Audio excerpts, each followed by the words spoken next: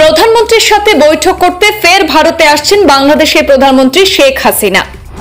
21 June Delhi পৌঁছাবেন প্রধানমন্ত্রী শেখ হাসিনা। আলোচনা উঠে আসতে পারে ভারত এবং বাংলাদেশের মধ্যে 53টি নদীর প্রসঙ্গ।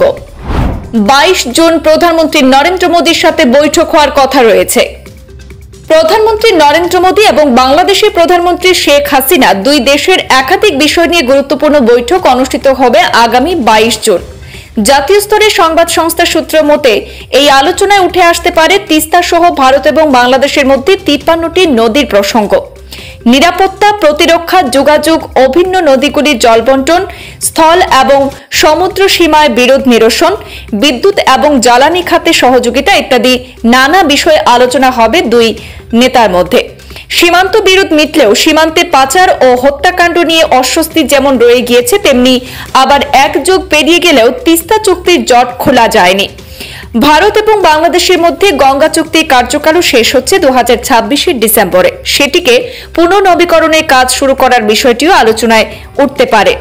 সম্প্রতি মোদীর শপথ গ্রহণ অনুষ্ঠান উপলক্ষে দিল্লি ঘুরে গিয়েছেন শেখ হাসিনা, কিন্তু মোদীর সঙ্গে কাজের আলোচনার সময় মেলেনি, তখন তা সম্ভবও ছিল না। 21 জন শেখ হাসিনার এই সফর পূর্ব নির্ধারিত ছিল বলেও জানাচ্ছে কূটনৈতিক সূত্র। প্রসঙ্গত, লোকসভা নির্বাচন চলার সময়ে মে মাসে ঢাকা গিয়েছিলেন ভারতের বিদেশ সচিব বিনয় কোয়াত্রা। সেই সময়ে তিনি হাসিনাকে দিল্লি সফরের আমন্ত্রণ জানিয়েছেন। তখনই জানানো হয় ভারতের নতুন সরকার গঠন হওয়ার পরেই দিল্লি আসবেন শেখ হাসিনা।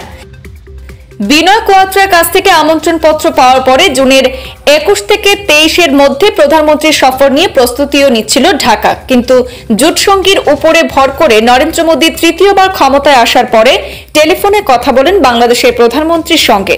তার নতুন সরকারের শপথ অনুষ্ঠানে হাসিনাকে আমন্ত্রণ জানান মোদী। বঙ্গবন্ধু কন্যাও সেই আমন্ত্রণ গ্রহণ করে যোগ দেন মোদীর শপথ গ্রহণ অনুষ্ঠানে। ওই শপথ গ্রহণের পরে কন্যা শায়মা ওয়াজেদ পুতুলকে সঙ্গে নিয়ে মোদীর সঙ্গে একান্তে কথাও বলেন বাংলাদেশের প্রধানমন্ত্রী। তারপরেই বাংলাদেশের বিদেশমন্ত্রী হাসান মাহমুদ জানিয়েছিলেন দুই প্রধানমন্ত্রী ওই বৈঠকে দ্বিপাক্ষিক সম্পর্ককে আগামী দিনে আরও দৃঢ় করার ইচ্ছা প্রকাশ করেন। ব্যুরো রিপোর্ট, পূর্বাঞ্চল প্রতিদিন।